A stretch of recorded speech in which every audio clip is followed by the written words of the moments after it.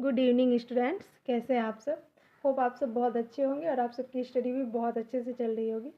तो आज से हम लोग करंट का क्लास स्टार्ट कर रहे हैं। इसमें हम लोग प्रतियोगिता दर्पण की मंथली मैगजीन जो आती है उसको कवर करेंगे। और हर मंथ का जब आप मैगजीन पढ़िएगा तो करंट अफेयर्स के लिए आपको सोचना नहीं पड़ेगा। ये आपका बहुत ज़्यादा स्ट्रांग हो जाएगा। और आप सबको पता है कि किसी भी एग्ज़ाम के लिए अगर हम देखते हैं तो करंट अफेयर्स का जो पार्ट होता है ना, वो कितना ज़्यादा इंपॉर्टेंस रखता है। तो स्टूडेंट्स क्या करते हैं कि जब एग्ज़ाम का डेट निकल जाता है, एग्ज़ाम सिर पे होता है, तो वो फिर ईयरली मैगज़ीन को उठाते हैं और उसको फिर कवर करना स्टार्ट करते हैं, जिस वजह से उनको एक बोझ टाइप का भी फील होता है कि अब जल्दी जल्दी से इसको ख़त्म करना है। तो अगर आप उसी चीज़ को थोड़ा थोड़ा सा करके छोटे छोटे पार्ट में अगर मंथली कवर करते जाइएगा तो एग्ज़ाम के टाइम में आपको उतना सोचना नहीं पड़ेगा। और इसके बाद जब आप ईयरली मैगज़ीन को उठा के पढ़िएगा ना, तो क्या होगा कि वो आपका एक आप कह सकते हो आपका एक रिवीजन की तरह से हो जाएगा। तो आपके लिए बहुत ज़्यादा इजी रहेगा। तो इसीलिए आपको करंट के लिए अब सोचना नहीं है। और जीएस विथ नीरज सर के साथ जुड़े रहना है, बस ये हमारा चैनल है, आप सबको पता ही है। और हाँ, एक चीज़ और कि हम ऐसा नहीं है कि करंट पढ़ रहे हैं तो इसमें बस जो भी फैक्ट दिया हो रहेगा बस उसी को हम पढ़ते जाएंगे, ऐसा नहीं है। इसमें पूरी तरह से जो भी कॉन्सेप्ट होगा इसका वो हम क्लियर करेंगे।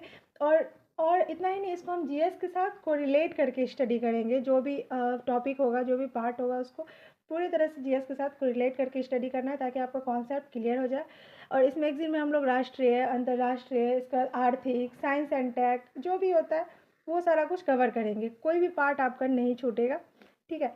और जो अभी हम स्टार्ट कर रहे हैं वो आप देख सकते हैं, दिसंबर मंथ का मैगजीन है, ठीक है। ये दिसंबर का है, हालांकि ये इस तरह से दिया हुआ है ना डेट दिसंबर, लेकिन इसमें जो होगा वो अक्टूबर या नवंबर का ही होगा, ठीक है। और जब जैसे कि फिर हम आगे जब स्टडी करेंगे तो वो जनवरी का होगा, तो उसमें फिर वो दिसंबर का जो भी घटनाक्रम रहेगा वो रहेगा। तो चलिए देखते हैं कि हमारा जो पहला टॉपिक है वो हमारा पहला टॉपिक आज क्या है। तो यहाँ पे आप लोग देख सकते हैं राष्ट्रीय घटनाक्रम। राष्ट्रीय घटनाक्रम मतलब क्या होगा कि राष्ट्र में जो जो महत्वपूर्ण घटनाएं घटित होती है उसको हम लोग यहाँ पे स्टडी करेंगे, यानी कि हमारे देश में जो भी महत्वपूर्ण घटनाएं घटित होती हैं उनको हम लोग यहाँ पे राष्ट्रीय घटनाक्रम में पढ़ेंगे। तो चलिए देखते हैं कि इसमें हमारा पहला टॉपिक क्या है, ठीक है। तो इसमें जो हमारा पहला टॉपिक है वो है जम्मू कश्मीर नेशनल कॉन्फ्रेंस के उमर अब्दुल्ला केंद्र शासित प्रदेश जम्मू कश्मीर के पहले मुख्यमंत्री।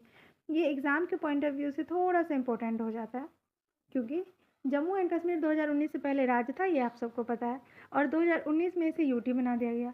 तो यूटी बनने के बाद पहली बार जम्मू एंड कश्मीर में चुनाव हुआ है, इसलिए ये आपके लिए महत्वपूर्ण हो जाता है, क्योंकि यूटी बनने के बाद क्या हुआ है तो जम्मू एंड कश्मीर में पहली बार विधानसभा का चुनाव हुआ है। अब यूटी क्या होता है, तो एक ऐसा क्षेत्र जहाँ केंद्र का शासन हो, आप सबको पता है, इसलिए उसको यूटी कहते हैं, केंद्र शासित प्रदेश कहते हैं, ठीक है। लेकिन कुछ यूटी ऐसा भी है जहाँ पे विधानसभा पाया जाता है, वो इसीलिए ताकि केंद्र अपना कुछ भार कम कर सके। तो आप सबको पता है कि टोटल कितने यूटी हैं, 8 यूटी हैं।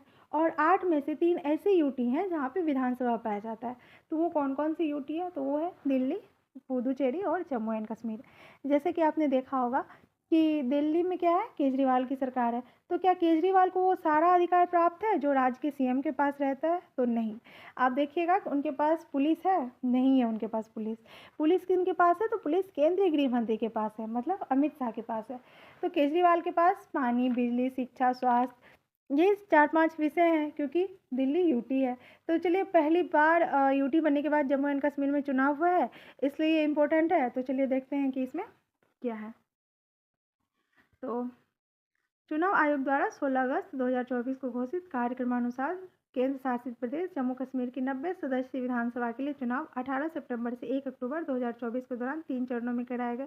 सभी सीटों के लिए मतगणना 8 अक्टूबर को हुई तथा सभी परिणाम उसी दिन घोषित कर दिए गए। उमर अब्दुल्ला के नेतृत्व वाली जम्मू कश्मीर नेशनल कॉन्फ्रेंस ने सर्वाधिक 42 सीटें इस चुनाव में जीतकर कांग्रेस के समर्थन से सरकार का गठन वहाँ 12 अक्टूबर को किया है, ठीक है। तो यहाँ पे आपको क्या क्या ध्यान रखना है, ये सबसे ज़्यादा महत्वपूर्ण हो जाता है। तो पहला तो ये कि 90 सीट पर चुनाव हुआ, इसे एकदम से आप लोग याद कर लीजिए कि कितनी सीट पर चुनाव हुआ है, तो 90 सीट पर चुनाव है, ओके। तो आपको मैं बता दूं कि विधानसभा का जो चुनाव होता है वो FPPS चुनाव प्रणाली के तहत होता है, ठीक है। किसके तहत होता है, तो FPPS, first past the post system, ठीक है। और इस प्रणाली के तहत जिस भी पार्टी के पास बहुमत आता है ना, उसकी सरकार बनती है। बहुमत मतलब क्या, तो कम से कम 50% +1, ठीक है। 50% प्लस 1 बहुमत। आप कह सकते हैं कि मोर देन 50% इज़ मेजोरिटी, कह नहीं सकते, एक्चुअली वही होता है, मोर देन 50% इज़ मेजोरिटी। तो यहाँ 90 सीट पर चुनाव हुआ, तो यहाँ सरकार बनाने के लिए कम से कम कितनी सीट चाहिए? ठीक है, तो यहाँ पे 90 सीट पे चुनाव हुआ है, तो सरकार बनाने के लिए कम से कम कितनी सीट कितना सीट चाहिए होगा? तो आप यहाँ पे देखेंगे, इसका 50% 1 अगर करेंगे तो यहाँ पे हो जाता है 46। तो यहाँ पे सरकार बनाने के लिए 46 सीट चाहिए। और अब इस चुनाव में किसी भी दल को बहुमत प्राप्त नहीं हुआ है। ठीक है, इस चुनाव में सबसे अधिक सीट JKNC को मिला है 42 सीट, और बहुमत कम से कम इसमें चाहिए होगा आपको 46। तो JKNC का कांग्रेस और माकपा के साथ गठबंधन था। ठीक है, जिसमें कांग्रेस को 6 सीट और माकपा को 1 सीट। तो टोटल सीट हो गया यहाँ पे, आप देखेंगे 42 प्लस 6 प्लस 1, तो हो जाता है यहाँ पे 49। तो टोटल सीट हो जाता है यहाँ पे आपका 49। ठीक है, तो यानी कि आप कह सकते हैं कि जम्मू एंड कश्मीर यूटी का पहला चुनाव में गठबंधन सरकार बना। ठीक है, एक मिनट, ओके, अब आगे देखते हैं यहाँ पे। सॉरी,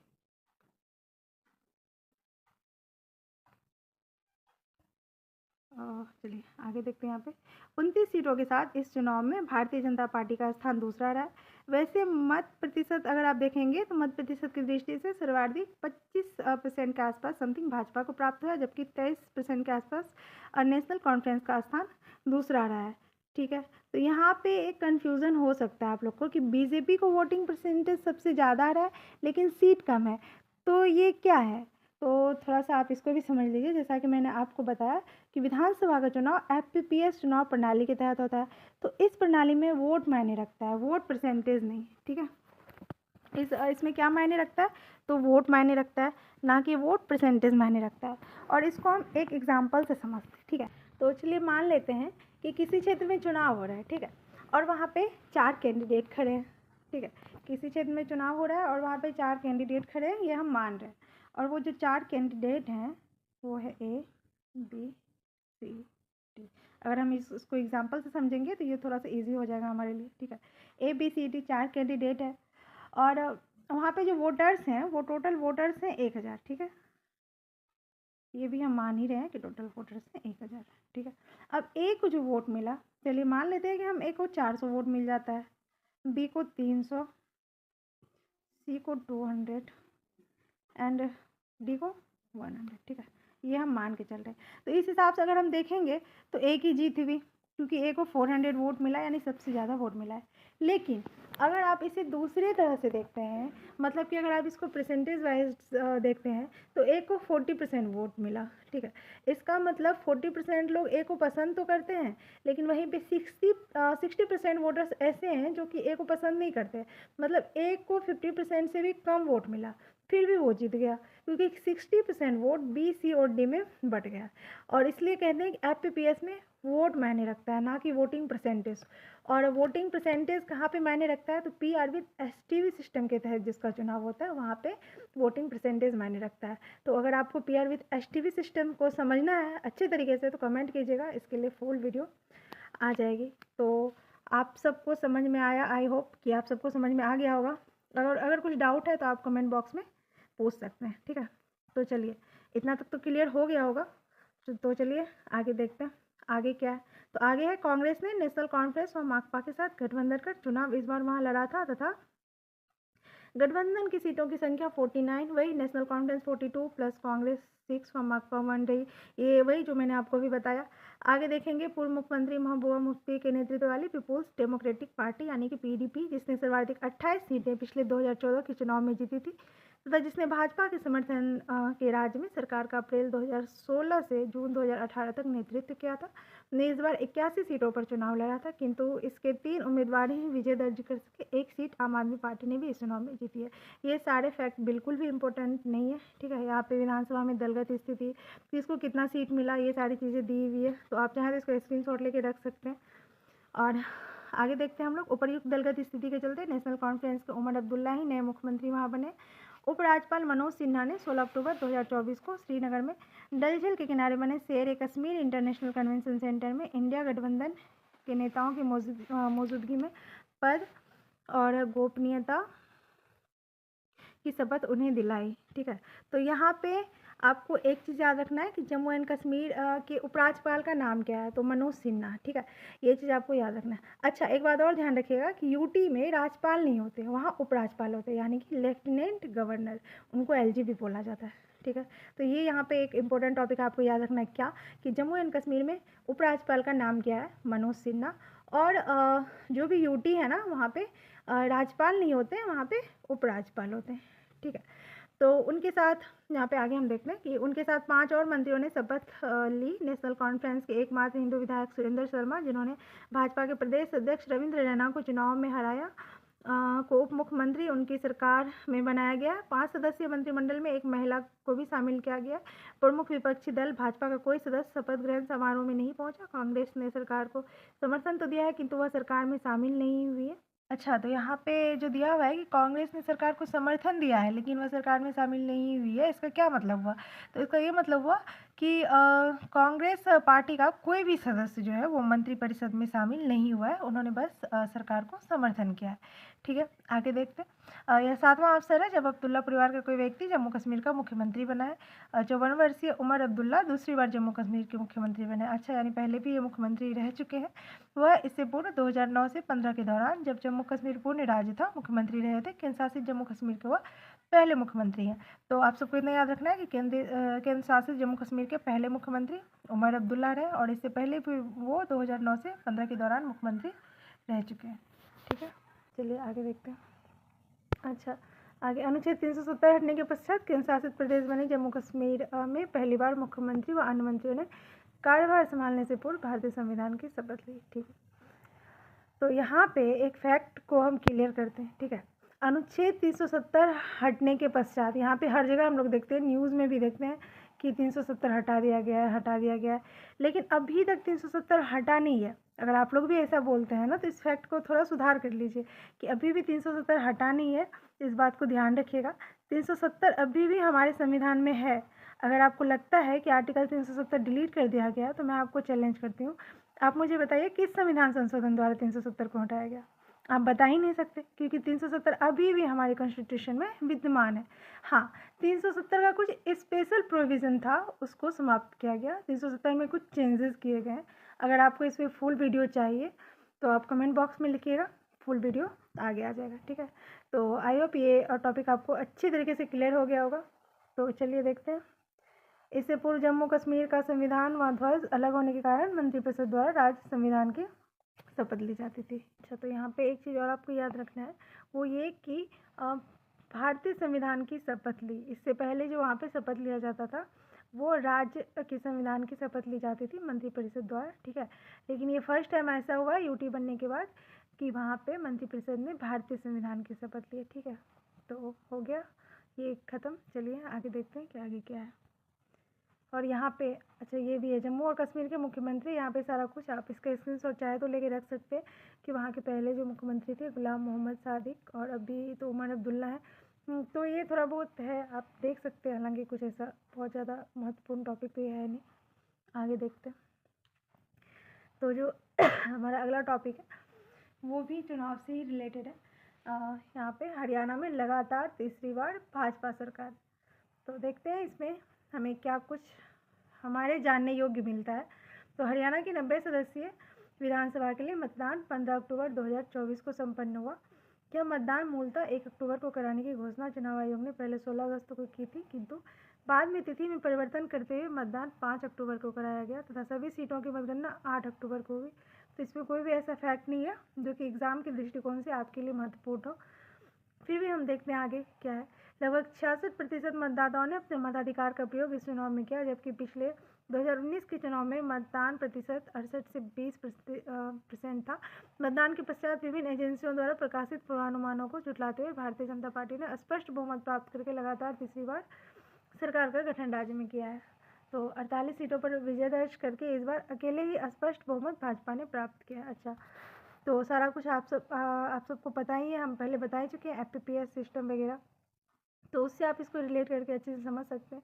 और इससे पूर्व 2000 में राज्य विधानसभा में भाजपा विधायकों की संख्या 6 थी, जो 2005 में 2 तथा 2009 में 4 रह गई थी। 2014 में 47 सीटों पर विजय पाकर राज्य में सरकार का गठन भाजपा ने किया था। ये सारा कुछ ब्लम ब्लम ब्लम वहाँ पे यहाँ पे दिया हुआ है। दुष्यंत चौटाला के नेतृत्व वाली जननायक जनता पार्टी के साथ गठबंधन कर सरकार का गठन भाजपा ने किया था। 1966 में हरियाणा के गठन के पश्चात यह पहला अवसर है जब किसी दल ने लगातार तीसरी बार सत्ता में वापसी की है। तो ये एक है, इसको आप देख सकते हैं थोड़ा बहुत कि 1966 में हरियाणा के गठन के पश्चात यह पहला अवसर है जब किसी दल ने लगातार तीसरी बार सत्ता में वापसी की है। आगे देखते हैं हम। ताज़ा चुनाव के पश्चात विधानसभा में विभिन्न दलों की सीटों की संख्या निम्नलिखित अनुसार रही है। तो ये सारा कुछ है। और हाँ, अभी जो है मुख्यमंत्री नायब सिंह सैनी, इस चीज़ को आपको याद रखना है, बीजेपी के। एक मिनट, सॉरी। और अच्छा, एक चीज़ और कि अगर किसी भी स्टेट को आप स्टडी करते हैं तो वहाँ के राज्यपाल और मुख्यमंत्री, तो ये दो चीज़ मेन हो जाता है। इसको आप देख लिया कीजिए थोड़ा बहुत। तो यहाँ के राज्यपाल का भी मैं नाम बता दे रही हूँ आपको, श्री बंडारू दत्तात्रेय। आप लोग चाहे तो नोट डाउन कर सकते हैं, हरियाणा के राज्यपाल श्री बंडारू दत्तात्रेय। और जो मुख्यमंत्री बने हैं नायब सिंह सैनी। और जो पहले यहाँ के हरियाणा के मुख्यमंत्री थे भगवत दयाल शर्मा, कांग्रेस से थे। तो ये आप चाहें तो स्क्रीनशॉट लेके रख सकते हैं, आपका काम आ सकता है, उतना कुछ ऐसा खास इंपॉर्टेंट नहीं है। ठीक है, तो चलिए आगे देखते हैं कि आगे क्या है। तो हमारा जो अगला टॉपिक है, यहाँ पे आप सब देख सकते हैं फिर से चुनाव आ चुका है। महाराष्ट्र और झारखंड विधानसभाओं के लिए चुनाव नवंबर में। तो आप सबको पता है कि चुनाव हो भी गया, रिजल्ट आ भी गया।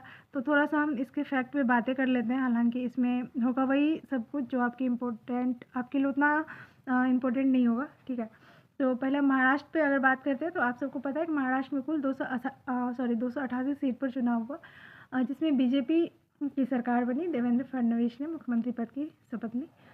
ठीक है, और महाराष्ट्र के राज्यपाल का नाम श्री सीपी राधाकृष्णन। ये चीज़ आप लोग याद कर लें कि महाराष्ट्र के राज्यपाल का नाम श्री सीपी राधाकृष्णन, और वहाँ पे देवेंद्र फडणवीस ने मुख्यमंत्री पद की शपथ ली।